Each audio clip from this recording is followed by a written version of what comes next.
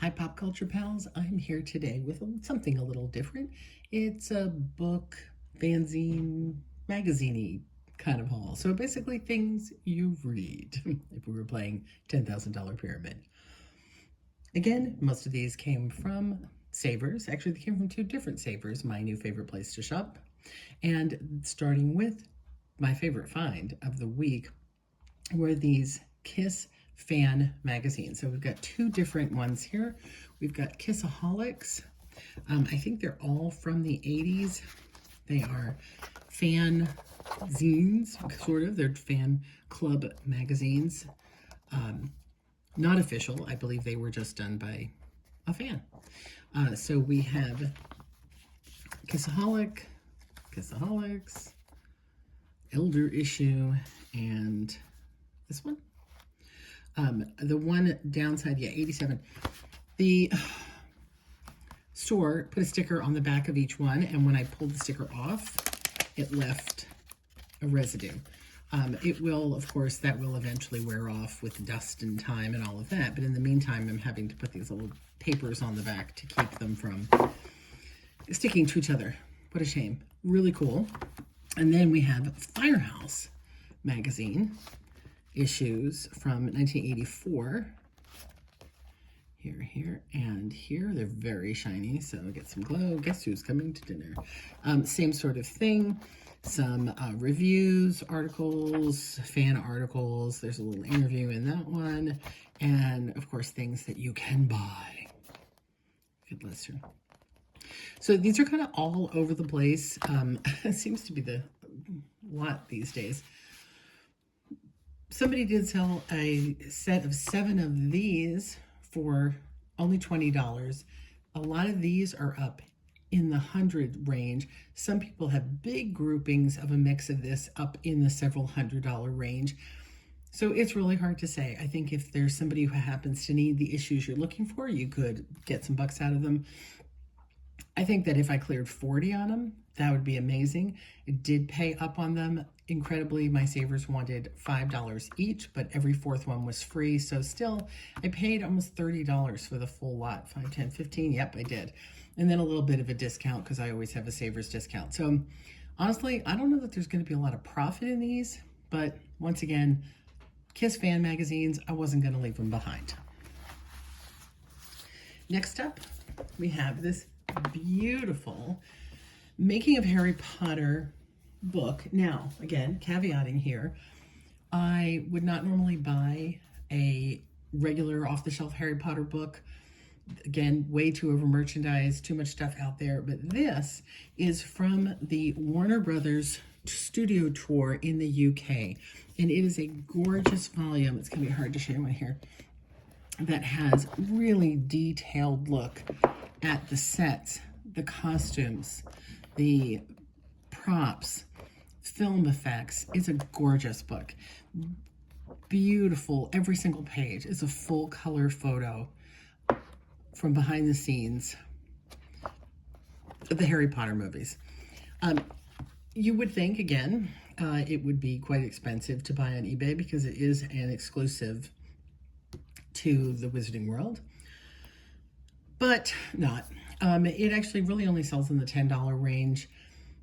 Honestly, probably something I should have left behind, but I couldn't get past my love of Warner Brothers Studio Tour and leave this behind.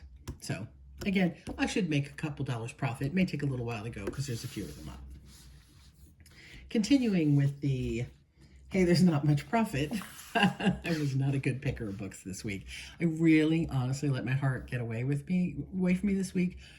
I think that's okay if you're careful because this glare on the table here. Sorry, trying to fix that for you.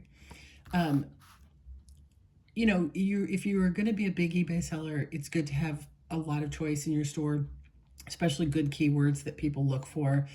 So I think that, like what grocery stores and other stores call a loss leader, I think it's okay to have some items that don't have a lot of profit in them that will bring people to your store in order for them to see what else you have. So because, again, we're trying to really rebuild, we got a little too far out in the just about anything goes category on eBay. We're really trying to get back to our entertainment roots. these are the kind of things I like. This is a really nice Neil Diamond 2012 tour program. You know what a tour program is, right? Beautiful photos, really capturing the era. If you went to this show and you didn't get your program because it was too expensive, or you didn't get to go to this show and so you just want to collect all the programs because you're a big fan, people buy them on eBay because of it. This particular one, again, it might be a $10 pop. That's it. It is oversized for shipping. It's going to fit in a record mailer, ironically. So, again, I probably paid, I still have the price on it. I paid $3.49, and that's going to be hard to get off, but, and the Harry Potter was $3.99. Again, with Savers, when you buy 4 books, I think you get the 5th free, or buy 3, you get the 4th free, something like that. So I probably paid less than that. I probably came in after my discounts at about $2.50. So again, there's a little bit of profit in it, but there's a few of them up. I'm going to save my favorite for last. So this is something, again, I know, broken record on this one. All of these buys were really just my heart, kind of going, yeah. So these are all 3 theater magazines, 2 theater art magazines from 1961, amazing, and Theater Review from the 70s. So this one is more of an academic journal that talks about, look at that though, that's pretty darn cool. More of an academic journal that talks about, what's happening in theater. There's a play in here, it looks like, and a sensor in the Ivy. I'm not sure what all, again, as you can see from the layout, it's very, very academic looking. I think it's an amazing piece for someone who is a theater fan, someone who was in the 70s in theater. Again, it's going to be a little bit of a hard sell. There are a few of them up. It would have been better if I had a bunch of them. I might actually end up grouping all these things together, these theater magazines. But 70s theater, if you've been around a while, you may know I was a theater kid. I went to acting school in New York and should have been an actress, but ended up as a writer and eBayer. So, yeah, nice ads from the era. So I can't turn down theater things. And then 2 issues of Theater Arts. I actually got these at the old Savers the last time we were there. State of Theater, and each one of these, again, has a little bit of a script in them. The reason I really love this one, and we're probably going to end up hanging on to it, is for this article. Let me get to it. Let's go a little further back. This, here we go. Theater discovers tape recorder, the tape recorder. It's a fantastic article. My husband is a collector of old media and machines. We have a reel-to-reel in front of me, an 8-track, a Laserdisc player. Yeah, we have 2 reel-to-reels. I literally just realized I have 2 reel-to-reel recorders in my living room.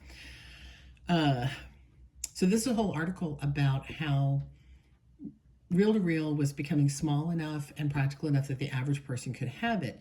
And the ups and downs being is that the producers, composers of a musical on Broadway at the time were very concerned that people were bringing in small tape recorders to record the music and release it prior to them wanting it really out there to the public, which is so funny because, so that early on, they were already worried about, bootlegging because it was a new technology. On the other hand, there's interviews in here with actors. I think, I want to say it was Maurice Evans talking about how the reel-to-reel recorder, the portable tape recorder, made it so easy for him to learn his lines from an upcoming play that he basically had the other part recorded and then he just rehearsed with it. And he said easing up on all of his relatives and friends who were always forced to read his scripts against him, that he got to just go off in the woods by himself and learn his lines. So really funny. And then again, as you saw in here, there was some great, like this, here's stereo. beautiful ads for portable. Now, I mean, that's not very portable. How people were sneaking this into a Broadway show, I don't know. But they were, apparently. And then State of the Theater. Another, what's this one? Also from 60s or 70s. Theater across the country. There's a play in the middle. Oh, this is The Road Isn't Dead, Just Rugged. This is about touring theater companies.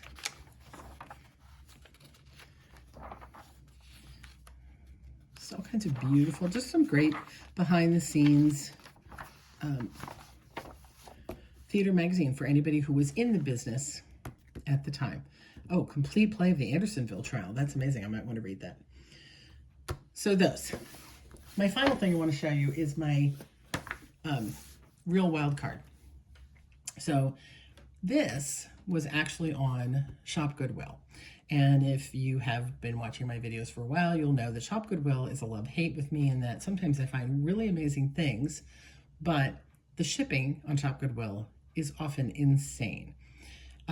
I saw a little grab bag of items, just what they call a junk drawer a lot, literally no more than would fit into a box, you know, about this size. And they wanted $50 to ship it.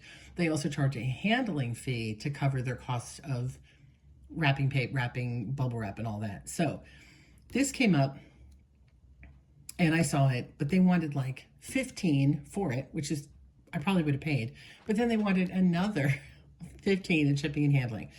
So $30, I was like, no, no, no.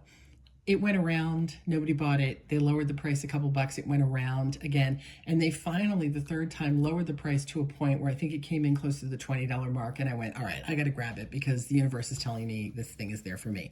What is it? Sawyer's Hollywood was the, this is from the 1970s.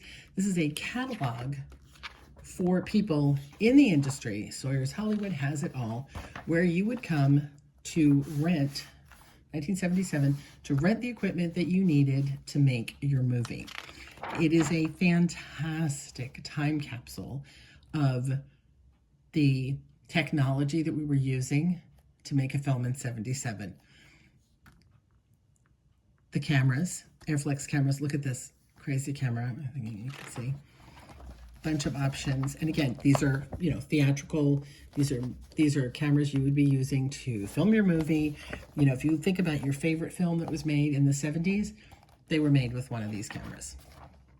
Here's some smaller handheld versions they were using, bigger versions.